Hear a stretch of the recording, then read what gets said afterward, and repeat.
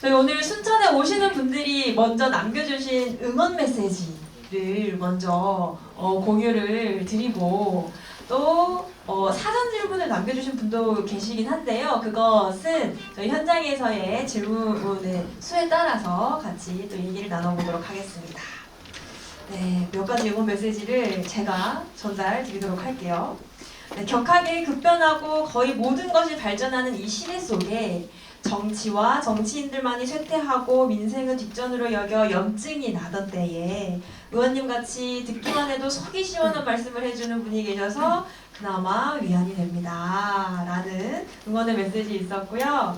그리고 진정 일 잘하는 국회의원, 용해인 의원 같은 신선한 정치인이 있어 정치에 눈 돌리고 눈 감고 싶어도 희망을 가져봅니다. 라고 남겨주신 분도 계셨어요.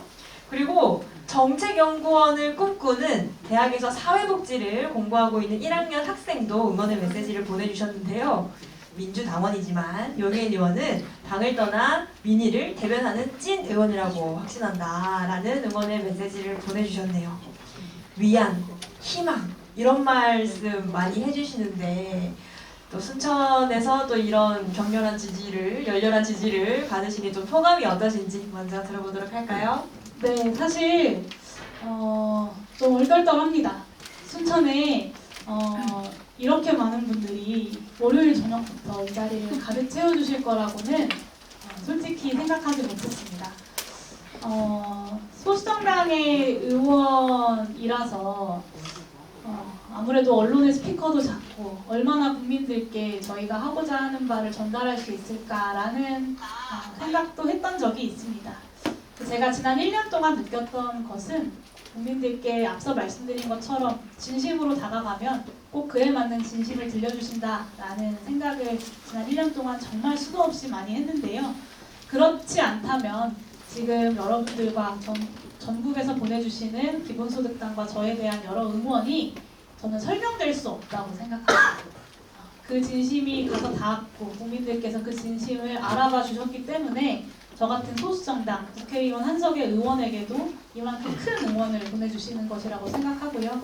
그 응원과 지지의 마음이 정치를 바꿔달라는 기대와 또 희망의 이름임을 잘 알고 있습니다. 여러분들의 기대에 부응할 수 있도록 최선을 다하겠고요. 순천에 처음 왔는데 좀 더 빨리 올 걸 그랬다라는 생각도 들어요. 네, 오늘의 자리를 시작으로 순천에서 자주 뵙고 인사드릴 수 있으면 좋겠습니다. 감사합니다. 네, 아주 공격적인 질문들이 많이 나올 것 같다라는 기대가 들어서요. 말랑말랑한 질문을 제가 먼저 드려보도록 하겠습니다. 이런 질문이 있어요. 언제부터 정치에 관심을 가졌나요? 라는 질문이 있습니다. 그 시작을 참 궁금해하시는 분들이 많네요. 네, 사실 저는 되게 보수적인 학생이었습니다. 제가 2008년 한미 FTA 반대 촛불 다들 기억하시나요? 네, 그때 고등학교 3학년이었거든요. 제 친구들, 저는 이제 수도권 사니까 제 친구들이 밤만 되면 야자 빼먹고 그렇게 지하철 타고 집회하러 나갔어요. 근데 저는 사실 잘 친구들을 이해를 못했어요. 뭐 경제적 파이를 키우려면 한미 FTA 어느 정도 불가피하고 그러다 보면 일정 부문에서는 손해도 볼 수 있고 그런 거 아니야?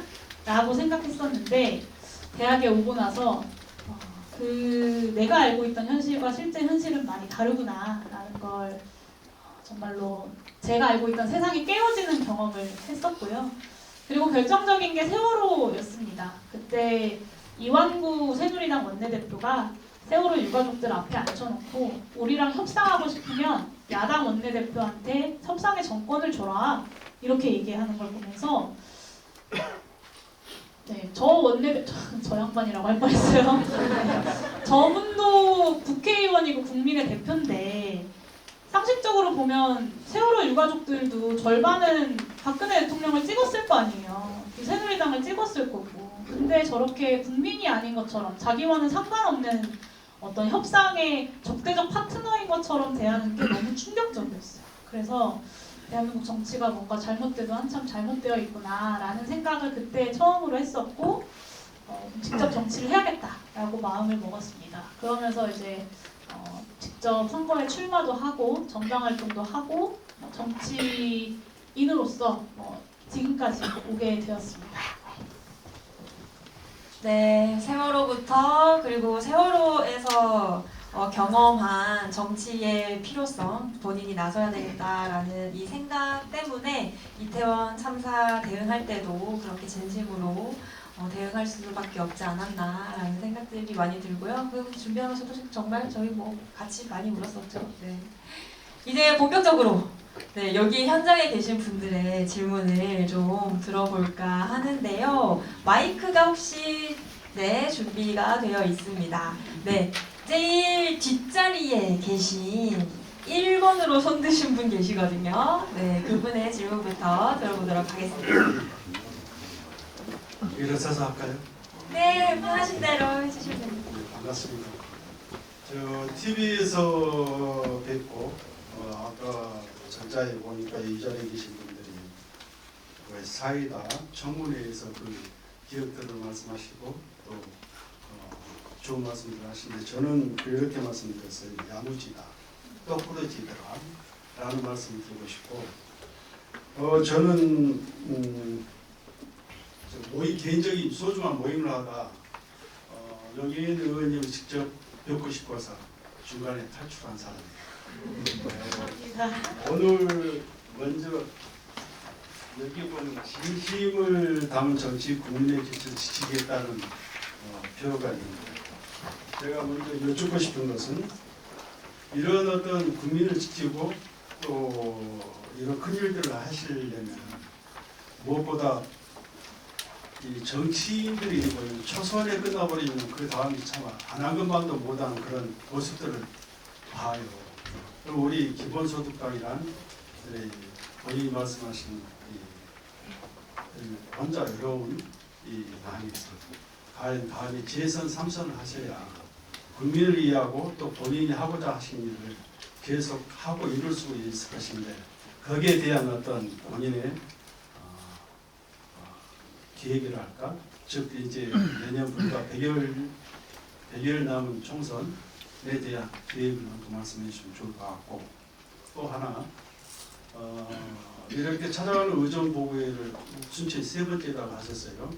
그럼 순천을 그 많은 지역 중에 3번째로 그리고 앞으로 또 찾아가실 것도 많겠지만 연구가 전혀 없는 우리 순천을 방문하게 된 선정하게 된그 동기나 이유를 말씀해 주시면 좋을 것 같고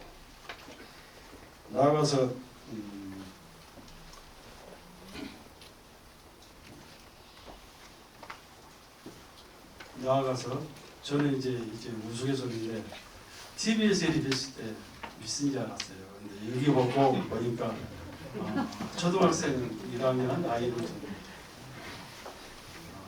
한 가정에 엄마 있고 얼핏 계산해 보니까 세월호 때 2008년도에 고 3인 가기에다 33대 되시던데 앞으로 파이팅 하시고 저도 어떤 특정 정당에 소속이 되어 있는 당의원이에요. 근데 본인이 우리 영예인 의원님이 다음에 내년 총선에서 어떤 급배제를 다시 달고 재선을 하실 수 있는 그런 여건이 필요하다니 적어도 순천서 몇 명이 어느 정도가 몇 프로가 우리 의원님의 어떤 이 당선을 위해서 필요한지 하시면 최소한의 제가 그 투표를 할 수 있도록 노력하겠습니다. 감사합니다. 네, 감사합니다.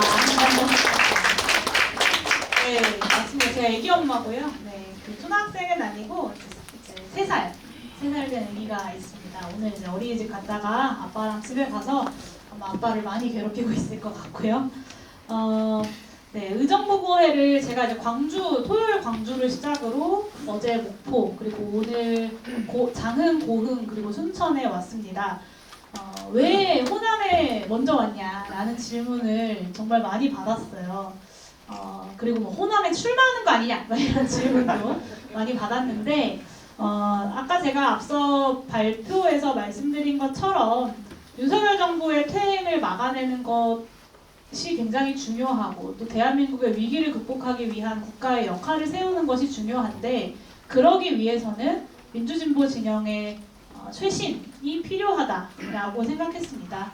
민주진보 진영이 잘 못할 때 늘 그 혁신과 쇄신의 어떤 가장 중요한 역할을 해주신 지역이 저는 호남이었다고 생각합니다. 그래서 이번 의정보고회 전국 순회를 할 때 호남에서부터 그 쇄신과 혁신의 기운들을 모아 나가면 어떨까라는 생각이 들어서 호남에서부터 의정보고회를 시작하게 되었다라는 말씀을 드리고요. 네, 그리고 저의 재선 3선 전략 저도 참 궁금한데요. 네.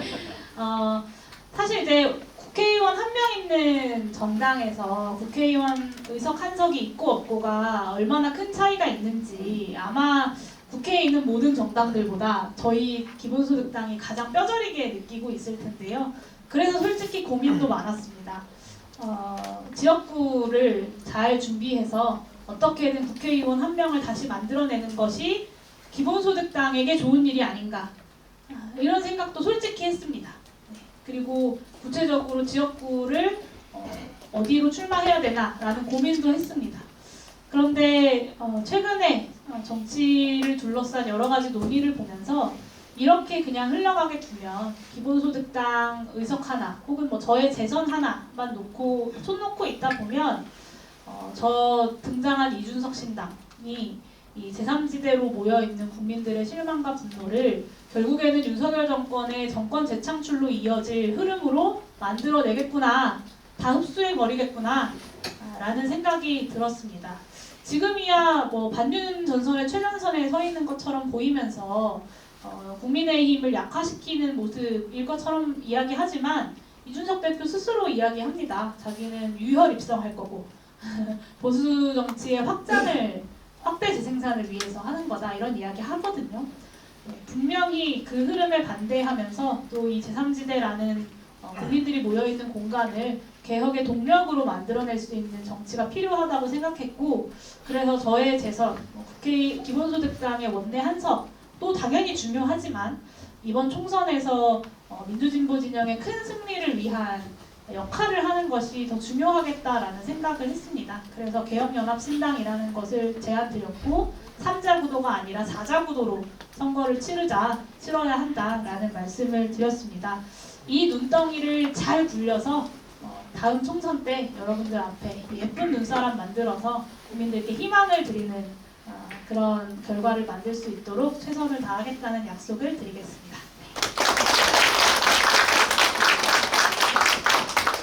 네, 그리고 아까 손드셨던 분이 계셨는데요. 네, 마이크를 이분께 넘겨드리면 되겠습니다. 안녕하십니까. 48살 김호중이라고 합니다. 네. 우선 존경하는 용혜인 의원님께 질문 이렇게 마주 뵙고 질문할 수 있게 돼서 큰 영광입니다. 네. 제 질문은 이렇습니다. 은행 행정세법과 하시고자 하는 연합혁신정당에 대해서 하시고 싶으신 말씀이 되게 많으실 것 같습니다. 거기에 대해서 한 말씀 부탁드리고요. 야합 집산이 안 되게 하게끔 어떠한 용혜인 의원님께서 어떠한 생각을 가지고 계시며 어떠한 것을 실천하실 계획이신지 그게 궁금합니다. 이상입니다. 네, 이 고금리 상황에 고물가, 고금리, 고유가 이 삼중고가 참 국민들, 서민들 힘들게 하는, 민생을 어렵게 하는 요소잖아요. 이 민생을 힘들게 하는 요소를 통해서 돈을 버는 업종이 정유사 그리고 은행들입니다. 그러니까 기업이 뭔가를 투자해서 어떤 혁신을 통해서 돈을 더 많이 벌게 됐다고 하는 건 정당한 기업의 경제 활동이죠. 하지만 어떤 고금리 상황 혹은 고유가 상황이라는 외부적 조건을 이용해서 발생하는 초과 이유는 우리가 전체 다는 아니더라도 일정 부분을 행제세로 거두어 들여서 그 취약계층들, 예를 들면 금융 취약계층 아니면 에너지 취약계층들을 위해서 사용하자라는 것이 이제 행제세의 취지입니다. 저만 주장하는 게 아니라 국내에서는 이제 민주당에서도 주장을 하고 있고 실제로 은행 행제세법이 이제 추진이 되고 있습니다. 그리고 영국이나 이탈리아 같은 여러 G7 국가들에서도 이미 시행을 하고 있고 미국에서도 미국 민주당이 발의한 법안이 논의가 되고 있습니다. 그리고 유엔의 구테레스 사무총장, 윤석열 대통령이 예전에 유엔 가가지고 구테레스 사무총장의 연설을 듣고 오신 적이 있어요. 그 자리에서 구테레스 사무총장이 횡재세를 각 나라들 도입해라 이렇게 얘기했거든요. 근데 그 얘기는 안 듣고 오신 건지 잘 모르겠지만 네, 이게 이제 저만 주장하는 것이 아니라 전 세계적인 특히나 경제 위기 상황에서의 중요한 해법 중에 하나다라는 점을 반드시 말씀드리고 싶고 제가 좀 충격받았던 건, 좀 슬펐던 건 민주당 정무위 소속의 몇몇 의원님들이 이 횡재세를 반대하면서 은행 그리고 재계 보수 언론들이 하는 언론을 그대로 반복하시는 걸 보면서 좀 굉장히 슬펐어요. 네, 사실 민주당이 중산층과 서민을 위한 정당이 모토인데 중산층과 서민이 아니라 재계와 그러니까 재벌들과 은행 그리고 보수 언론들의 논리를 그대로 가져다 쓰는 분들을 보면서 참 개혁 정치라는 것이 반드시 필요한 이유가 저 모습에 있구나라는 생각을 한편으로 하기도 했었습니다. 그리고 이합집산이 아니라 개혁 정치를 위해서 무엇을 실천할 것인가?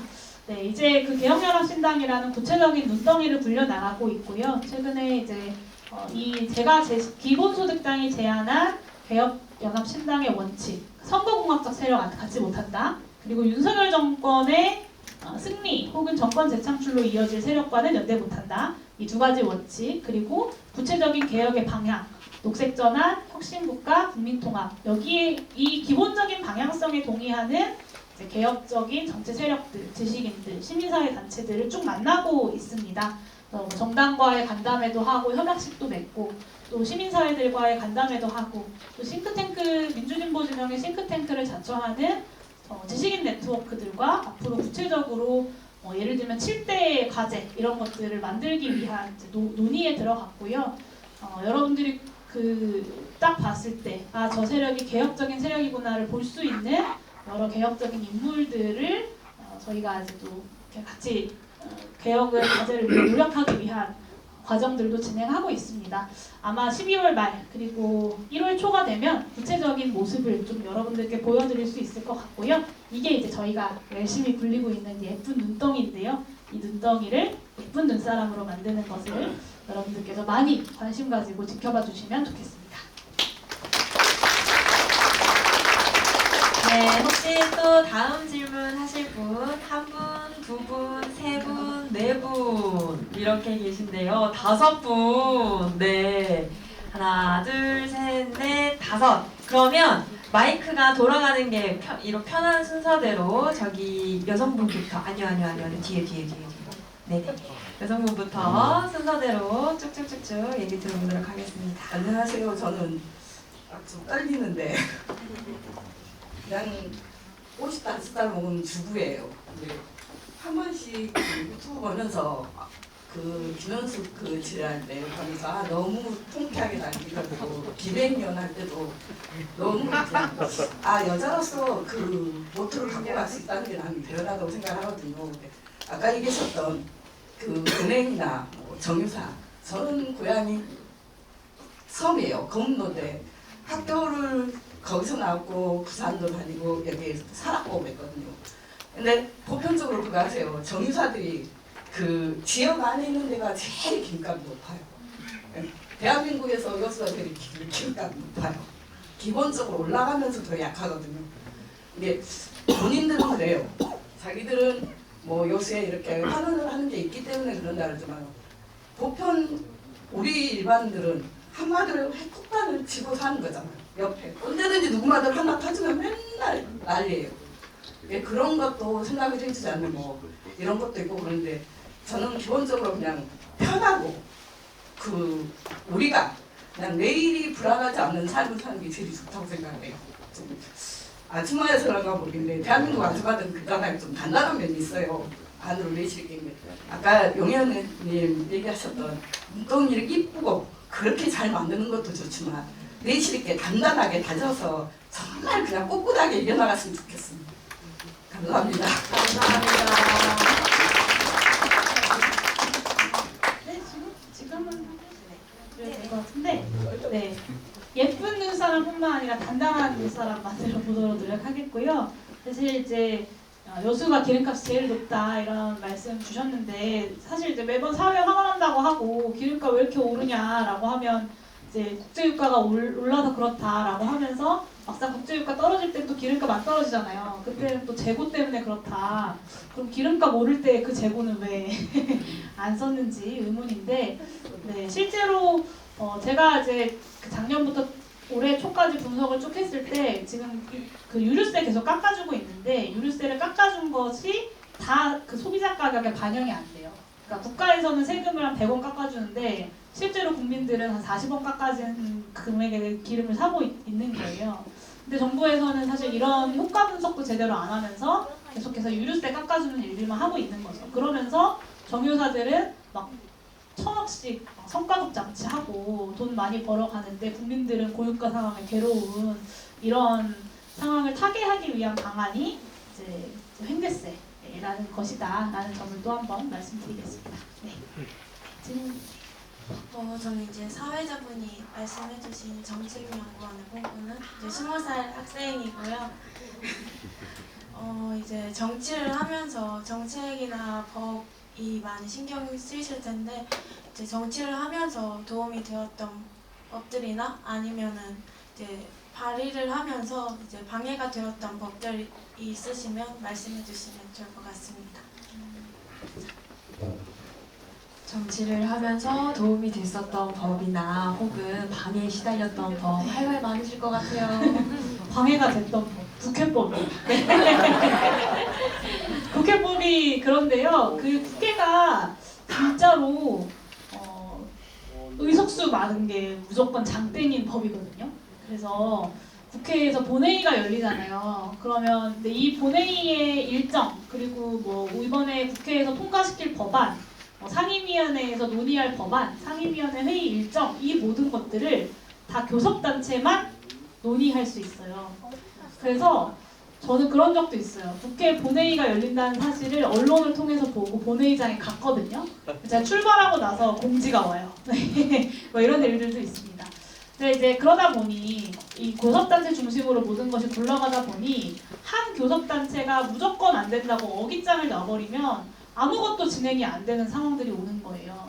그게 예를 들면 최근에 이제 어렵게 표결했던 노란봉투법 이런 게 이제 대표적으로 굉장히 오랜 시간 한국 사회가 논의해왔던 법안이지만 교섭단체 하나가 반대하면 아무것도 못하는 그런 상황이 된 대표적인 사례라고 할 수 있을 것 같고요. 그리고 이 국회법이 그래서 저의 의정활동에 가장 어려움을 줬던 방해가 됐다기보다는 제가 넘어야 할 산이었던 것 같습니다. 그리고 도움이 된 법을 꼽자면 사실 많죠. 그 저의 선배님들께서 대한민국을 발전시켜 오고자 만들어 왔던 여러 가지 법들이 있습니다. 예를 들면 복지제도를 확대해왔던 것들, 그리고 인권에 대해서 분명한 원칙을 가지고 확대시켜 왔던 법과 제도들이 있었기 때문에 제가 또 그 기반 위에 서서 더 나아간 무언가를 제안하고 법안을 만들고 논의할 수 있었던 거라고 생각하고요. 그 그러니까 민주주의를 확장시키기 위해 그리고 인권을 더 확대시키기 위해서 노력해왔던 수많은 법들의 도움을 제가 받았던 것 같습니다. 네, 다음 마이크를 이렇게 옆으로 이미 넘어갔군요. 네. 안녕하십니까. 저는 전남 요소에 사는 37살 신원종이라고 합니다. 저희 전남 요소는 지역 소멸 예정 지역이라고 하고 지금 많이 사람들이 지금 출산율로 떨어지고 미국에서 점연을 하다가 한국의 축산물을 보고 대한민국 이제 망했네요 그런 영상을 본 적이 있습니다. 제 축산율이 떨어지는 근본적인 원인이 바로 그 서열화하는 그 교육제도가 문제라서 많은 사람들이 애기나 아이들이나 이런 건 낳지는 않고 이게 가장 기본적인 교육제도를 좀 이런 입시나 이런 걸 개혁을 하는 게 이게 주요하다고 생각하는데 저희 여수에서도 전라남도에서도 화순에 지금 청년들을 위해서 10,000원짜리 뭐 전세주택을 한다는데 그게 전남 일부 지역밖에 안 하고 여수에는 포함이 안 됐어요. 그러니까 이게 전라남도 전체뿐만 아니라 전국으로 나아갈 수 있도록 해주시고 교육 제도를 좀 뜯어 고쳐야 되지 않나 생각하는데 용해 의원님 생각 어떠시죠? 네, 지역 소멸 문제는 말씀하신 대로 이제 서열화 혹은 경쟁을 강요하는 교육 체계도 하나의 문제이기도 하고 또 저출생 문제의 가장 큰 원인 중에 하나가 또 부동산 문제이기도 하고 여러 가지가 복합적으로 얽혀 있죠. 전국에서 출생률이 제일 높은 지역 어딘지 혹시 아시나요? 세종. 맞아요, 세종시예요. 왜냐? 공무원들이 많이 사는 지역이니까 월급은 조금 적더라도 상대적으로 뭐 공무원들을 대상으로 한 특공도 많고 그리고 이제 안정적인 직장을 가지고 있기 때문에 아까 이제 미래가 불안하지 않은 내일이 불안하지 않은 삶을 살고 싶다 이런 얘기도 해주셨는데 사실 미래를 안정적으로 그릴 수 있으면 아이를 낳는 선택도 할 수 있는 거죠. 지금은 사실은 요즘 청년들은 내가 10년 뒤 어떻게 살고 있을지는커녕 1년 뒤 지금 하고 있는 일을 하고 있을지 없을지도 모르는 삶을 살잖아요. 그러다 보니까 아이를 낳고 싶은 사람도 아이를 낳는 선택을 할 수가 없는 그런 상황에 놓여 있는 것 같습니다. 그리고 지역소멸 관련돼서 제가 올해 여름에 이제 전남에 와서 기본소득 관련된 전남의 여러 논의들을 들으려고 간담회를 몇 차례 진행을 했는데 그때 이제 그 문자 그대로 10수년 안에 마을 하나가 마을들이 사라질 수 있다라는 이야기를 해주셨어요. 그러면서 화순에 작년에 태어난 신생아의 수가 160명. 근데 화순이 나름대로 전남 지역에서는 좀 큰 지역임에도 불구하고 인구가 좀 덜 감소하는 지역임에도 불구하고 그렇다라는 소식을 전해주시면서 좀 이 저출생을 넘어선 무출생 그리고 공동화를 넘어선 소멸화의 심각성을 좀 저도 많이 느낄 수 있었습니다. 특히나 이제 2023년 기준으로 전국 228개 시군구 중에 42%가 소멸 위기 지역이라고 하는데 이 지역을 수탈해왔던 그래서 도시만 성장시켜왔던 이 불평등의 역사를 바로잡는 그런 노력들이 필요하고 이를 위해서 또 기본소득이라는 것이 지역소멸 인구위기 문제를 해결하기 위한 하나의 단초로서 역할을 할 수 있지 않을까라고 생각하면서 더 연구에 매진하도록 하겠습니다. 네.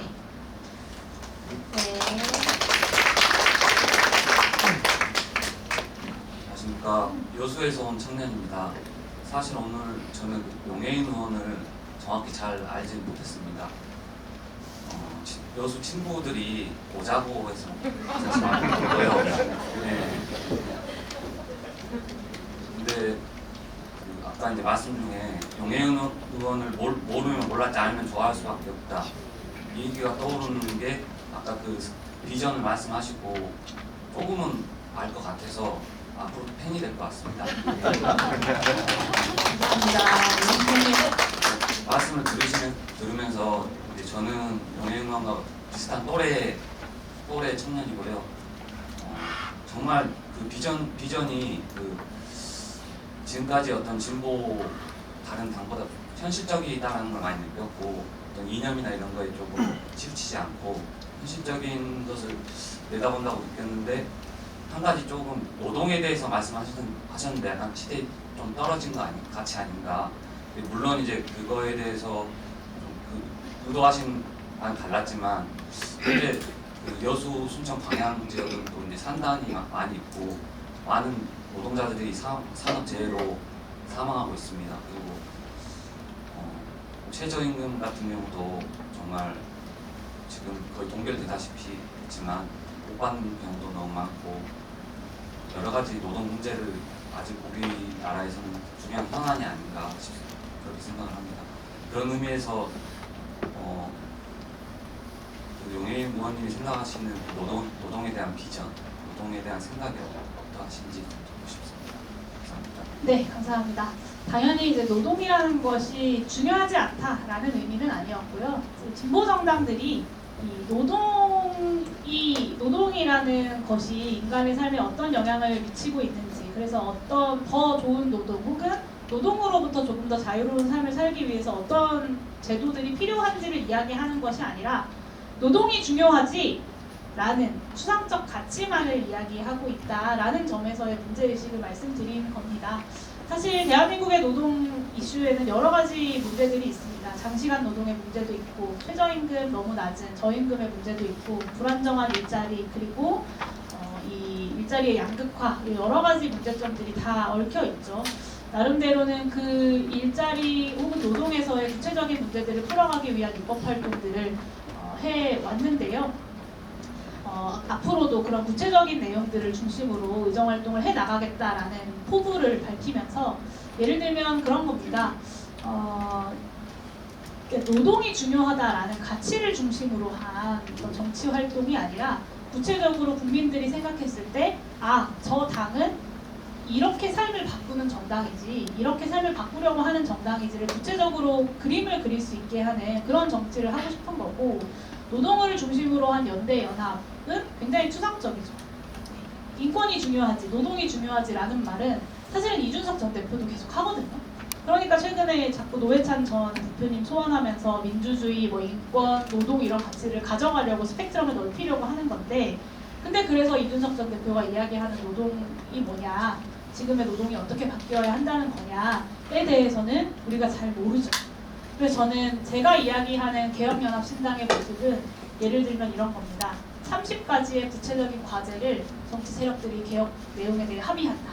그러면 저 정당이 승리하면 22대 국회에서는 저 30가지의 입법 과제들이 추진되겠구나 라는 것을 보여드리는 구체적인 개혁의 내용을 가지고 정치를 하고 싶다라는 말씀을 드리는 과정에서 노동이라는 추상적 가치만 되뇌인다 이런 표현을 썼는데 조금 더 자세한 설명이 필요했던 것 같고 내일부터는 더 자세한 설명을 할 수 있도록 준비해 보도록 하겠습니다. 네, 제가 조금 더 보충해서 말씀을 드리면요. 기본소득당에는 노동안전특별위원회가 있고요. 노무사로도 활동하고 계시는 분들이 노동자의 건강과 안전과 관련된 여러 토론회와 법안 준비 이런 것들을 좀 도맡아 하고 계세요.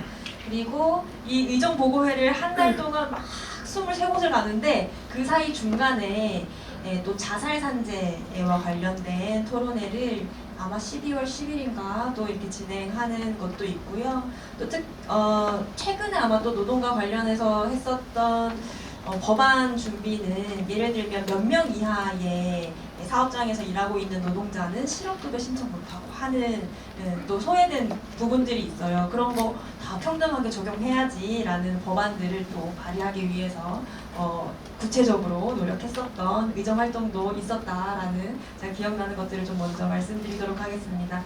그 다음에 여기로 마이크가 와야 되는데요. 네, 까만 옷 입으신 분 손 한 번만 손 한 번만 들어주시면 될 것 같은데 카메라를 잘 피해서 네.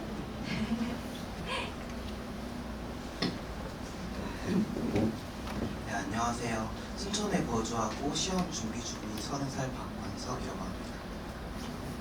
네, 질문은 다음과 같습니다. 아까 말씀 중에 국회의원은 본질에 집중하는 것이 중요하다라고 말씀하셨어요.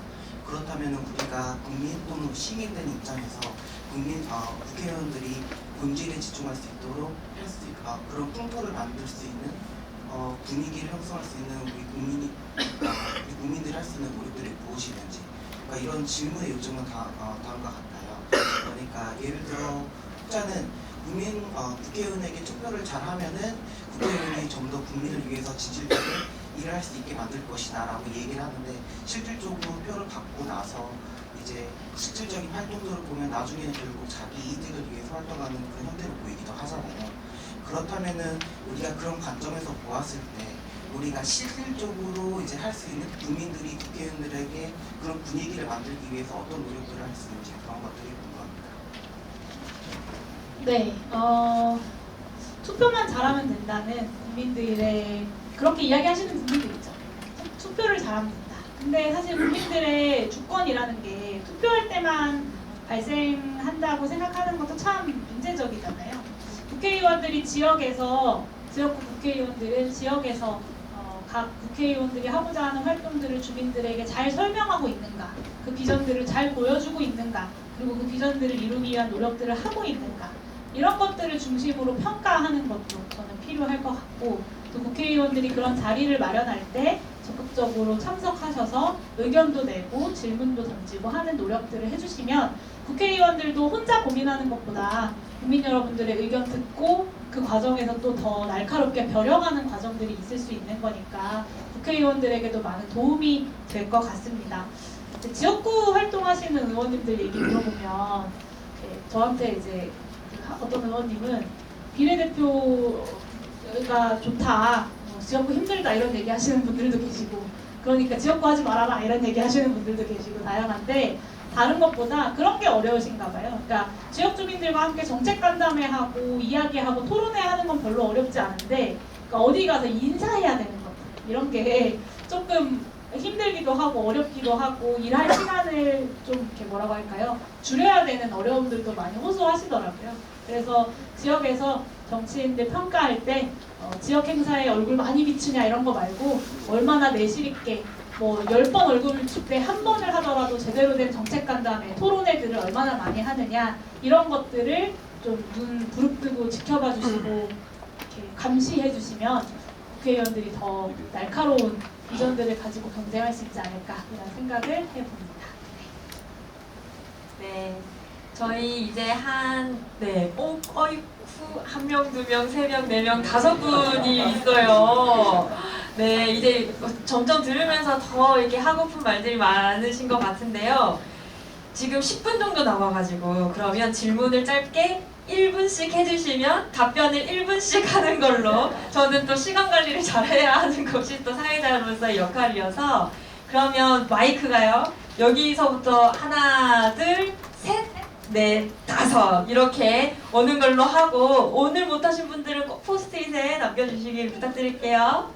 네네네네, 요쪽, 네네네, 네네. 짧게 부탁드릴게요. 네네. 안녕하세요. 저는 마흔일곱 순천에서 순천 특산품품 위주로 쇼핑몰을 운영하고 있는 박지영이라고 합니다. 반갑습니다. 저는 몇 가지 의견하고 질문을 간단하게 드리고 싶은데요. 제가 이런 의견을 말씀드리면 계신 분들이 저를 조금 미워할까봐 조금 걱정이 되기도 하는데요. 어쨌든 이 말을 꼭 하고만 집에 가야겠다는 마음이 걷게 돼서 손을 들게 됐습니다. 제가 최근에 어찌어찌 해서 책을 몇 권을 보게 됐는데, 그 중에 하나가 정보의 지배라는 책하고 지금 또 이런 새로운 가난이 온다라는 책을 보게 되었어요. 근데 그 전에 사실은 이 용해인 의원님은 좋았지만 기본소득당에 대한 이 관념이라든지 이런 것들이 조금 부족하다고 얘기해야 될까? 아니면 약간 거부감 좀 저도 없지 않아 그런 게 있었거든요. 근데 이제 여기를 와가지고 그래서 신청을 해가지고 이제 기본소득당 자체에 대해서 좀 알아보다 이런 생각도 들어서 이제 인터넷으로 바로 신청을 했는데 여기 와서 이제 이 내용을 이제 여기 보게 된 거예요.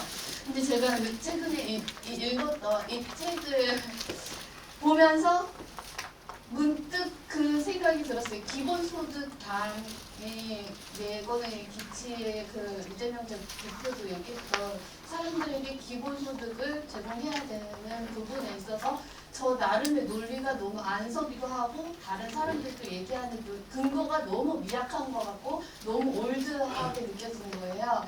정말 죄송합니다만 여기 나와 있는 내용도 마찬가지로 저한테는 좀 그렇게 느껴지는 거예요. 이 책을 읽어보다 보니까 저 나름대로 바로 불과 어제 정립이 좀 됐어요. 근데 이런 예전의 아젠다는 조금 힘들기도 하고, 아까 말씀하신 것처럼 행지스 같은 경우에 약간 변동성이 많지 않나. 요즘에 생각지 않은 전쟁이 막 있었잖아요.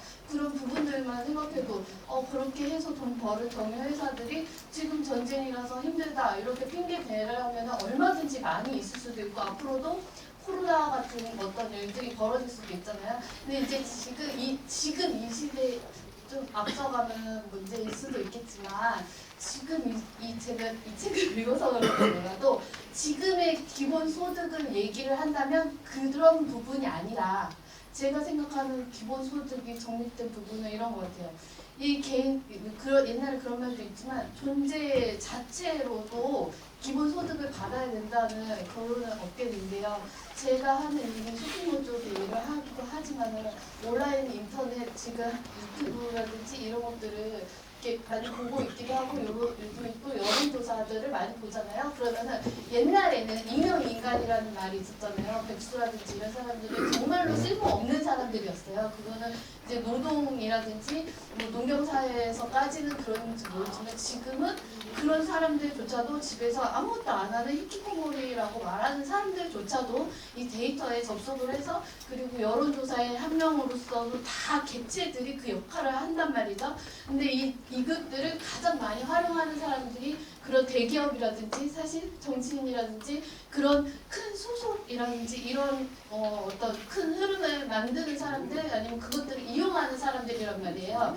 그래서 제가 생각하는 이제 기본소득은 이런 것들이 아닌 좀 그런 부분으로 해서 그것을 좀 더 거시적으로 보고 그거 지금 여기 미래를 말씀하시는 부분에 있어서도 그게 더 맞지 않나 생각하는 부분이 있어서 이런 의견을 좀 드려보고요. 그래서 아예 이런 프레임이나 이런 거에서 벗어나서 하셨으면 좋겠고 저는 이제 있다 보니까 지역에서도 이제 지역 의원들이 계시잖아요. 시의원이라든지 이런 부분들이 있으니까 비례 그 지역구 의원은 이제 아니었으면 좋겠고 비례 의원들이 더 많아졌으면 한다는 생각이 많이 있거든요. 근데 이 얘기 좀 그렇지만 유튜브 보면은 이모 작가가 대놓고 용해인 의원을 이번에 지역구 출마 안 하고 편하게 가려고 하느냐라는 식으로 저격을 하더라고요. 그런데 제가 이제 말씀드리는 마무리 해주십시오. 네, 비례 의원들이 더 많아졌으면 하는 이제 마음에서 그 프레임에 갇히지 마시고 비례 의원이 제가 왜 많아졌으면 하냐면 지역구 의원들하고 그 시의원들하고 너무 중복되는 일들이 많기 때문에 비례가 더 낫지 않나 나라를 더 많이 생각하셨으면 하는 바람에서 그런 생각을 하게 됐거든요. 그래서 그런 프레임에 결코 낚이지 마시고 할 수 있고 마지막으로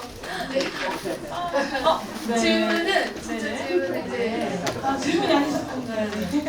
의견 죄송합니다. 그 같이 제가 용해인 의원님이 좋아서 이렇게 관심 갖게 됐다고 말씀드린 것만큼 용해인 의원님께 지금의 가치관을 갖게 될 가장 큰 영향을 끼친 분이 누구신지 부모님 중에서 아니면 엄마나 아빠나 아니면 친척이라든지 스승이라든지 이런 좀 궁금합니다. 네. 죄송합니다. 네, 좋은 의견 주셔서 감사하고요.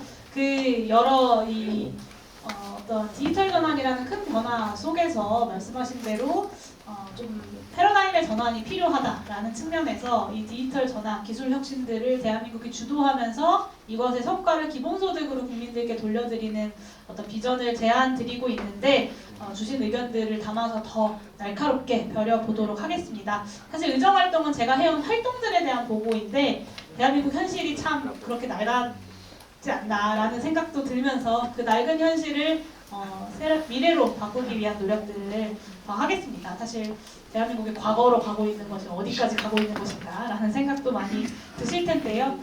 이 과거로 돌아가는 흐름을 막으면서도 미래를 나아가기 위한 노력들 해 나가겠다라는 약속을 드립니다. 그리고 저에게 영향을 미쳤던 분은 저희 부모님이신데요.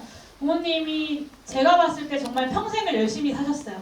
놀지 않고 게으르지 않고 성실하게 사셨는데 저희 아버지 사업이 잘 안 되는 순간 국가에서 어떤 도움도 받지 못하더라고요. 여러 가지 조건들 때문에. 그때 기본소득을 만났고 그래서 저는 오히려 좀 거부감 없이 그래 저런 제도가 있으면 참 좋겠다. 우리 평생을 열심히 성실하게 살아온 우리 부모님도 이렇게 갑자기 어려워진 상황에 절망하는 것이 아니라 다시 한번 미래를 준비할 수 있겠구나 라는 생각을 했던 것 같습니다. 그게 제가 정치를 할 때 좀 결정적인 순간이지 않았나 라는 생각이 듭니다. 저는 짧게 질문을 하겠습니다. 저는 비록 기혼의 입장이지만 의원님께서 최초로 법안을 발의하신 생활 동반자법에 대해 깊이 공감을 하고 지지를 하고 있는 입장입니다. 하지만 법안 발의를 했을 뿐 법안 적용에 이르기까지 많은 난관이 있을 거라고 생각이 되는데요. 이 반대의 목소리들을 설득하기 위한 구체적인 방안이 있는지 그런 방향성이 궁금합니다. 네, 쉽지 않죠. 반대하는 분들을 설득하는 건 쉽지 않지만 이제 한 걸음을 깼다고 생각합니다. 사실 이제 생활동반자법 2014년에 더불어민주당의 진선미 의원님이 발의하시려고 했었는데 그때 여러 반대들이 커가지고 발의도 어려웠거든요. 그래서 제가 이번에 최초로 발의할 수 있었던 거예요. 근데 그만큼 또 시대가 많이 변화했다고 생각합니다. 그리고 앞으로 시대는 계속해서 변화해 나갈 거라고 생각하고 시간은 우리의 편이다 라고 생각합니다. 그 우리의 편인 시간을 조금이라도 더 단축시키기 위해서 제가 법안도 발의했고 관련돼서 토론회도 열고 라디오 나가서 이제 비판의 목소리도 들으면서 제가 이렇게 악법 발의자 명단 이런 거에 막 올라가거든요. 생활동반자법 발의했다고. 그럼에도 불구하고 계속해서 이런 목소리 내는 역할들을 해내겠다라는 약속을 드리겠습니다. 네. 네, 여기 하얀색 옷 입은 여성분께 네. 반갑습니다. 유튜브로만 뵙다가 아까 들어오시는데 정말 마음이 뭉클했습니다. 아, 감사합니다. 네, 감사합니다. 저는 양육비 해결 연합회라고 활동하고 후원회원으로 활동하고 있는 송효진이라고 합니다. 제가 양육비 그 해결 한부모의 현실을 접하게 될 때는 한 4년 전이었는데요. 한 양육자가 암에 걸려서 결국은 죽음을 맞이했는데 그 아이들이 양육비를 받지 못해서 결국은 이제 가족도 아닌 다른 곳으로 가야 되는 현실을 직면하면서 우리나라 양육의 형태가 어디까지인가 궁금하게 됐습니다. 그래서 제가 알아보던 때 양육자가 아이를 한 명을 양육할 때 나라에서 정해줄 수 있는 그 기본 금액이 145만 원이었고요. 비양육자가 자기가 받은 월급에서 보호받을 수 있는 금액이 185만 원이었습니다. 그래서 비양육자가 벌은 금액에서 185만 원을 제외하고 나머지 금액을 양육자에게 양육비를 줄 수 있는 게 현실이었고요. 지금은 조금 많이 나아져서 이제 도나 시에서 지원받을 수 있는 금액이 조금 높아졌다고 하지만 많은 아이들이 지금 한부모 비양육자에게 받고 있는 금액들이 30만 원 정도의 형태이고 그것 또한 소송을 해야지만 받을 수 있고요. 근데 비양육자가 잠적을 해버린다거나 재산을 은닉한다거나 현금으로 이렇게 월급을 받는 경우에는 도대체 찾을 수가 없습니다. 그리고 이렇게 위장전입이나 이런 걸 신고를 하려고 해도 모든 것들을 다 양육자들이 찾아다니면서 해야 되는 상황입니다. 작년에 1년 넘게 네, 알겠습니다. 1년 넘게 국회 앞에서 릴레이 시위도 했고요. 삭발 시위도 했고 지금 그걸 기다리면서 많은 양육자들이 사실은 돌아가신 분들도 많이 계십니다.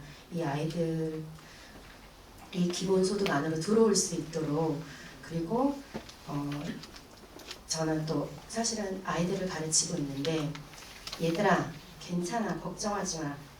우린 너희들 포기하지 않는다라는 말을 저는 하고 있는데 그게 대한민국이 되어줬으면 좋겠고 그 앞에 윤예인 의원님께서 선두에 서주셨으면 좋겠습니다. 제 의견이 반영될 수 있도록 힘써주시면 감사하겠습니다. 네, 감사합니다. 질문 의견에서 정말 감사드리고요.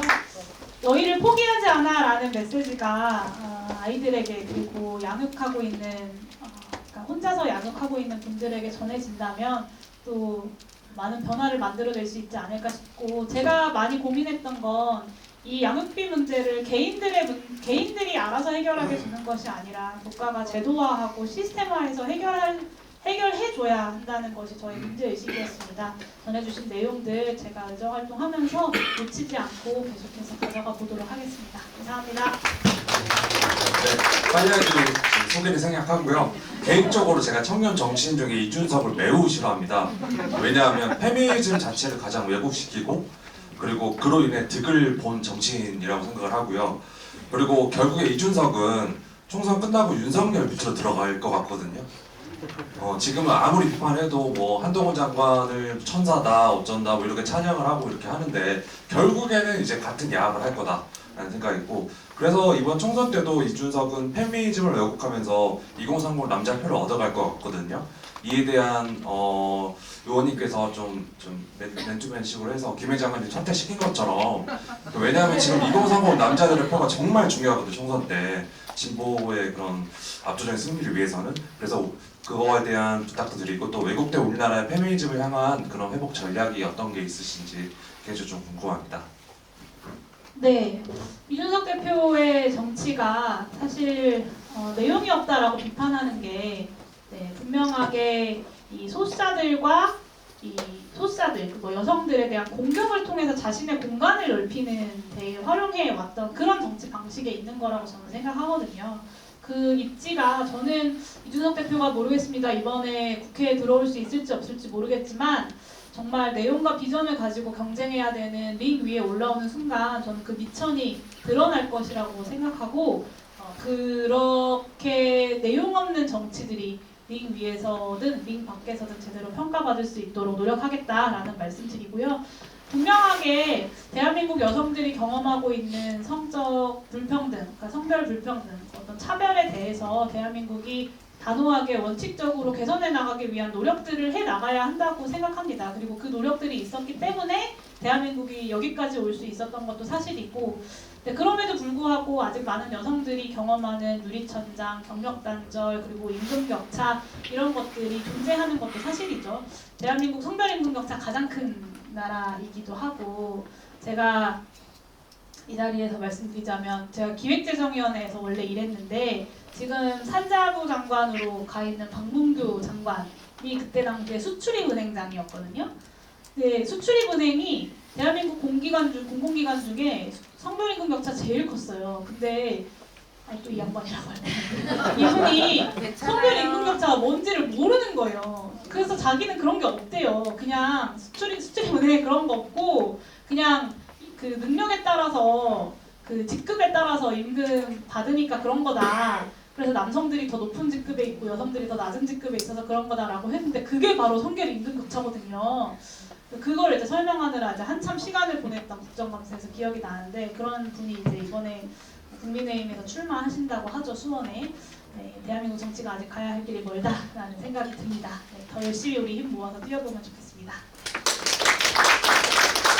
오늘의 마지막 질문입니다. 저도 사실 같은 연계 질문인데 이런 젠더 갈등이나 지역 갈등이나 갈등을 조장해서 정치표 이렇게 갈라치기를 많이 하는 것 같아서 정치를 그냥 아예 보고 싶지 않고 그런 정치 혐오, 무관심 하게 되는 그런 게 참 많았는데 용해인 이런 의원님 덕분에 다시 정치에 좀 관심을 갖게 됐고 이 자리까지 오게 됐고 저희 사실 여수 다독다독 독서 모임에서 왔거든요. 그래서 더 많이 알고 싶고 관심 갖고 싶고 정치 변화에도 좀 기여하고 싶은 마음이 되게 생겼어요.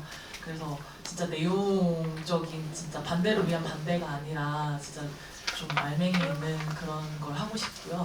노인 의원이 이런 혐오가 아닌 혐오에 좀 대응하는 그런 용해인 의원님만의 이런 방법, 대응법 그런 걸 좀 사실 듣고 싶어요. 혐오의 정치에 대응하는 방법. 네, 사실 참 어렵죠. 그 혐오와 맞선다는 게 논리가 아니어서 참 어려운데요. 네, 논리가 없는 것에 논리로 맞서는 것이 저는 가장 효과적인 방법이지 않을까 싶어요. 김혜인 장관 후보자의 청문회를 하면서 사실 제가 굉장히 부담이 컸어요. 그리고 막 그때 주식 파킹 이런 개인 비위 논란 이런 거 막 나오는데 저희는 사실 그런 정보를 갖고 있는 정당은 아니에요. 막 그런 제보가 들어오는 건 보통 이제 큰 정당들의 이런 제보가 막 각오하는 건데 그래서 제가 이제 준비했던 건 그 김행 장관 후보자가 가지고 있었던 위키트리라는 언론사가 얼마나 여성 혐오적인 기사들, 성차별적인 기사들을 많이 써왔는지 그리고 성폭력 피해자들에게 2차 가해가 되는 기사들을 많이 써왔는지를 준비를 했는데 이게 이제 약간 좀 주식 파킹 이런 논란에 비하면 논란 자체가 좀 작아 보이잖아요. 그래서 이게 좀 잘 부각이 안 되면 어떡하지라고 했는데 근데 되게 충격적으로 많은 국민들이 받아들이시더라고요. 사실 저는 위키트리가 얼마나 나쁜 언론사인지 다들 알고 있다고 생각했는데 그때도 이렇게 언론을 통해서 새삼스럽게 보도가 되니까 아 이게 정말 문제였구나를 다시 한번 짚을 수 있었던 계기가 된 것 같아서 좀 개인적으로 뿌듯함도 있었고요. 좀 그런 논리로 대응하고 잘 정리된 주장으로 대응하는 것이 어떻게 보면 좀 답답하기도 하죠. 왜냐하면 이준석 전 대표 같은 사람들은 그냥 이렇게 아주 자극적인 문장 하나로 막 장애인은 소수자가 아니다 뭐 이런 얘기를 막 하기도 하고 거기에 논리로 대응하는 것이 어떻게 보면 좀 답답한 방법이기도 하지만 저는 그래도 전공법으로 대응해 나가는 것이 정치인으로서 제가 해야 할 역할이 아닌가라는 생각을 하고 느리지만 결국에는 전공법이 승리할 것이라고 저는 생각합니다. 오늘 한 11분 정도가 이렇게 현장에서 질문을 해주셨는데요. 다른 5번의 의정보고회 중에서 가장 많은 질문을 진행을 했습니다. 너무 뜨거워가지고 제가 능력을 발휘하지 못했습니다. 네, 이제 더 늦어지기 전에 좀 마무리를 해야 할 것 같은데요. 마지막으로 이 뜨거운 관심을 그리고 지지를 받은 용해인 의원의 소감을 마지막으로 한번 들어볼까요? 네, 아마 더 대화 나누고 싶은데 못하고 아쉬운 마음이 있는 분들도 분명히 계실 것 같아요. 아까 소개해 주신 것처럼 밖에 포스트잇에 남겨주시면 제가 또 하나하나 다 보도록 하고요. 또 다음번에 또 순천에 와서 여러분들과 이렇게 대화하는 자리 마련해 보도록 하겠습니다. 그때도 많이 참여해 주시면 좋겠고 사실 제가 비례대표 의원이잖아요. 전국구 의원이거든요. 그러니까 그래서 임기 첫 해에 이런 의정보고회를 전국을 다니면서 하고 싶었어요. 당연히 그래야 지역구 의원들이 지역구 가서 의정보고회 하는 것처럼 저는 전국구니까 전국을 다니면서 하고 싶었는데 첫 해에 코로나 집합금지 9시 넘어서 못 모이고 4인 이상 못 모이고 이랬잖아요. 그리고 둘째 해도 코로나 집합금지 방역 조치가 계속해서 이어지던 시기였고 세 번째 해에는 이제 대선이 있었습니다. 그래서 사실 이제 지금은 총선 준비를 해야 하는 시기, 이제 여의도 문법에 따르면 그런 시기인데 제가 21대 국회 임기 마무리하기 전에 이걸 안 하면 너무 후회가 될 것 같아서 무리하게 저희 보좌진들 진짜 보좌진들 너무 고생했거든요. 고생해가면서 전국에 의정보고회를 준비했는데 참 보좌진들한테 미안하지만 고생시키길 잘했다는 생각도 듭니다. 아마 저희 보좌진들도 같은 마음일 것 같고요. 이러면 안 되는데 저희 고생한 보좌진들에게 고생했다고 박수 한 번만 부탁드립니다.